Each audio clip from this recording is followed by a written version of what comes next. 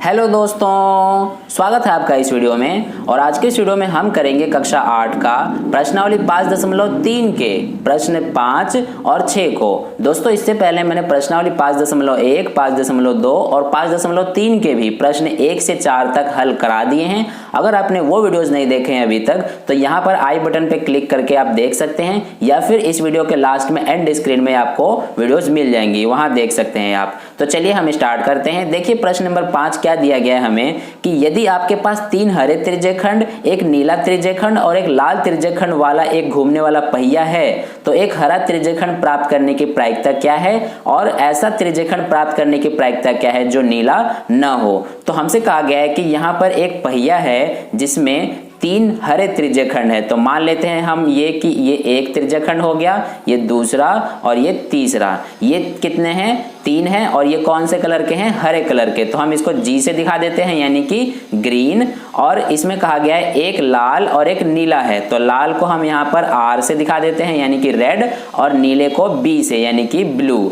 तो इस तरह से हमारे पास ये एक पहिया है कुछ इस तरह का, जिसमें 3 हरे त्रिज्यखंड, एक लाल त्रिज्यखंड और एक नीला त्रिज्यखंड है। अब हमसे इसमें पूछा गया है कि हरा त्रिज्यखंड प्राप्त करने की प्रायिकता क्या है। तो दोस्तों इसमें आप देखेंगे कि हरा प्राप्त करने की प्रायिकता क्या हो जाएगी। इसमें हरे कितने हैं? 1 2 3 है हरे त्रिज्यखंड, और टोटल कितने हैं? इसमें 5 त्रिज्यखंड है। तो इस तरह से जो हमारा अनुकूल परिणाम होता है उसको हम ऊपर लिखते हैं, यानी कि जो हमसे पूछा जाए, जो संभावना है आने की, वो हम ऊपर लिखते हैं, और जो कुल संभव परिणाम होते हैं उसको हम नीचे लिखते हैं। तो यहाँ पर जो अगर एक बार पहिए को घुमाए हम, तो हरे आने की प्रायिकता क्या हो जाएगी? क्योंकि 3 है तो इसलिए 3 आ जाएगा हमारा अनुकूल परिणाम। और जो सभी संभव परिणाम है, यानी कि कुल जो परिणाम है कितने में से आ सकते हैं? 5 में से, तो इसलिए नीचे सभी संभव परिणाम हो जाएंगे, यानी कि 3/5 हमारा इसकी प्रायिकता हो जाएगी हरे त्रिज्यखंड आने की। ठीक है दोस्तों, तो यहाँ पर हम इसको लिख लेते हैं। सबसे पहले हम क्या लिखेंगे? हमें फॉर्मूला लिखना है सबसे पहले।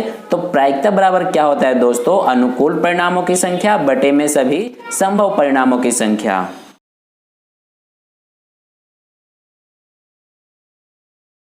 ठीक है दोस्तों, तो ये हमने यहाँ पर फॉर्मूला लिख लिया है। अब देखिए यहाँ पर अनुकूल परिणामों की संख्या, यानी कि कितने हैं अनुकूल परिणाम? 3 हैं, क्योंकि 3 हरे त्रिज्यखंड है तो इसलिए 3 आ जाएगा। और बटे में सभी संभव परिणामों की संख्या, यानी कि कितने टोटल त्रिज्यखंड है? 5 हैं, तो इसलिए ये 5, यानी कि 3/5 जो है ये हमारा हरे त्रिज्यखंड आने की प्रायिकता हो जाती है। अब इसमें हमें दूसरा पूछा गया है कि ऐसा त्रिज्यखंड प्राप्त करने की प्रायिकता क्या है जो नीला न हो। तो इसको दोस्तों जरा ध्यान से पढ़ना आप। कहा गया है कि ऐसा त्रिज्यखंड प्राप्त करने की प्रायिकता जो नीला न हो। ये नहीं पूछा गया है कि नीला हो, ये पूछा गया है कि नीला ना हो, यानी कि नीला को हमें हटा देना है। तो कितने बचेंगे फिर? 1 2 3 4, यानी कि अनुकूल परिणाम कितने होंगे दोस्तों? 4, और सभी संभव परिणाम कितने होंगे?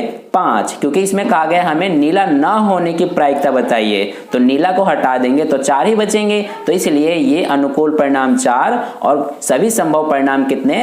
5। तो 4/5 हो जाता है। तो यहाँ पर हम इसको लिख लेते हैं। अब सबसे पहले यहाँ पर हम लिखेंगे कि नीला त्रिज्यखंड प्राप्त न होने की प्रायिकता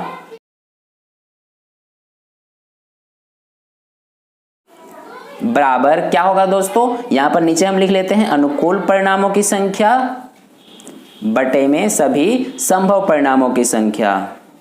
ठीक है दोस्तों, तो ये हमने यहाँ पर ये फॉर्मूला लिख लिया है। अब देखिए यहाँ पर कि अनुकूल परिणाम कितने हैं? 4, और सभी संभव परिणाम कितने हैं? 5। तो इस तरह से जो है हमारा नीला त्रिज्यखंड प्राप्त न होने की प्रायिकता 4/5 हो जाता है। तो इस तरह से हमारा प्रश्न नंबर 5 का हल हुआ। अब देखिए हम प्रश्न नंबर 6 का हल करते हैं। तो दोस्तों प्रश्न संख्या 6 में हमसे कहा गया है कि प्रश्न 2 में दी हुई घटनाओं की प्रायिकता ज्ञात कीजिए।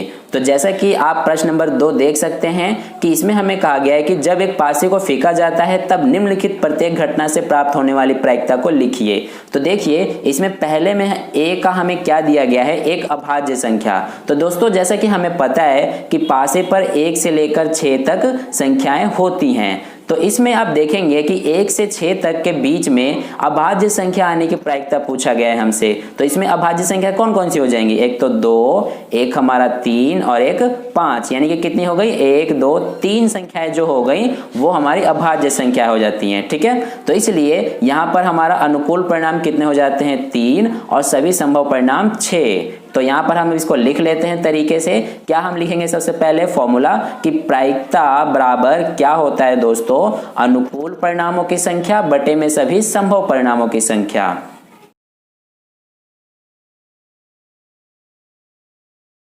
ठीक है दोस्तों, तो ये हमने फॉर्मूला लिख लिया। अब देखिए अनुकूल परिणाम कितने हैं, इसमें 3 है, जैसा कि हमसे पूछा गया है अभाज्य संख्या की, तो इसलिए अभाज्य संख्या 3 है, तो ये 3 और सभी संभव परिणाम कितने हैं, 1 से 6 तक, यानी कि 6। तो इसको हम काटेंगे, 3 एकम 3, 3 दूना 6, यानी कि 1/2 हमारा आंसर आ जाता है। ठीक है दोस्तों, इसी तरह से इसमें बी में हमसे पूछा गया है कि एक अभाज्य संख्या नहीं आने की प्रायिकता बताइए। तो दोस्तों 1 से 6 तक में अभाज्य संख्या कौन कौन सी नहीं होंगी, एक तो हमारा 1, एक हमारा 4 और एक 6, यानी कि अगर अभाज्य संख्याओं को हटा दे तो भाज्य संख्या ही बचेंगी। तो इसलिए हमारे अभाज्य संख्या नहीं आने की प्रायिकता कितनी हो जाएंगी, एक तो 1, एक 4 और एक 6, यानी कि 3 हो जाती हैं। तो इसलिए अनुकूल परिणाम 3 और सभी संभव परिणाम 6। तो यहाँ पर हम लिख लेते हैं इसको। सबसे पहले हम लिखेंगे यहाँ पे प्रायिकता बराबर यही अनुकूल परिणामों की संख्या बटे में सभी संभव परिणामों की संख्या।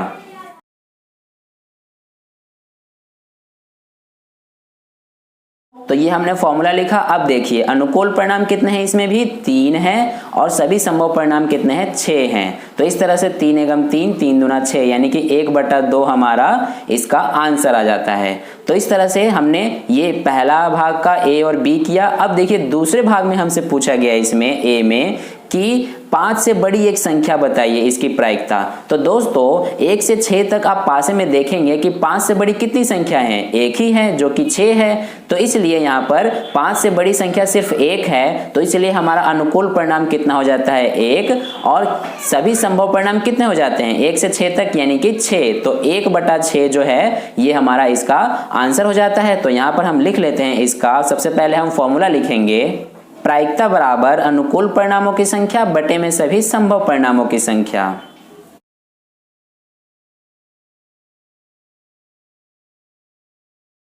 ठीक है दोस्तों, तो ये हमने यहाँ पर फॉर्मूला लिखा। अब देखिए अनुकूल परिणाम कितने हैं इसमें, जैसे कि हमने पहले ही बात किया कि इसमें 1 है, यानी कि सिर्फ 6। तो इसलिए अनुकूल परिणाम 1 और सभी संभव परिणाम 6। तो इस तरह से 1/6 हमारा इसका आंसर हो जाता है।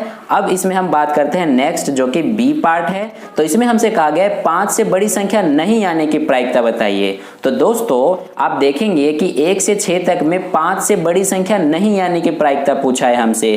तो 5 से बड़ी संख्या कौन कौन सी नहीं होंगी, एक तो 1, एक 2, एक 3, एक 4 और एक खुद 5 भी।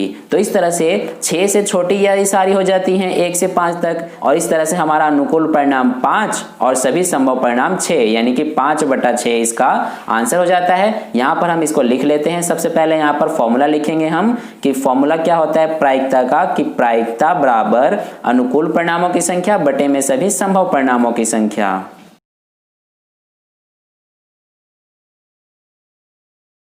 ठीक है दोस्तों, तो ये हमने यहाँ पर फॉर्मूला लिखा। अब देखिए अनुकूल परिणाम कितने हैं इसमें, जैसे कि हमने बात किया 5 और सभी संभव परिणाम कितने हैं 6, यानी 5/6 जो है ये हमारा 5 से बड़ी संख्या नहीं आने की प्रायिकता हो जाती है। तो इस तरह से दोस्तों हमने प्रश्न नंबर 5 और 6 का हल बड़े ही आसानी से किया। आई होप कि आपको दोनों प्रश्नों के हल बहुत अच्छे समझ में आए हैं। अब आप चाहें तो वीडियो को पॉज करके दोनों प्रश्नों के हल आसानी से अपने नोटबुक में नोट कर सकते हैं। ये प्रश्न नंबर 5 का हल और ये हमारा प्रश्न नंबर 6 का हल। ठीक है दोस्तों, तो इस तरह से आप अपने नोटबुक में नोट कर सकते हैं वीडियो को पॉज करके। और वीडियो अच्छा लगा हो, प्रश्नों के हल समझ में आए हैं तो वीडियो को लाइक कर देना, क्योंकि आपका किया गया लाइक मुझे आगे की और वीडियोस बनाने के लिए मोटिवेट करता है। और अगर आप पहली बार वीडियो को देख रहे हैं तो चैनल को सब्सक्राइब कर लीजिए और नोटिफिकेशन बेल आइकन प्रेस कर लीजिए, ताकि अगली वीडियो जैसे ही मैं अपलोड करूं उसका नोटिफिकेशन सबसे पहले आपको मिल जाए। और अपने दोस्तों के साथ इस वीडियो को ज़्यादा शेयर करना व्हाट्सएप ग्रुप में और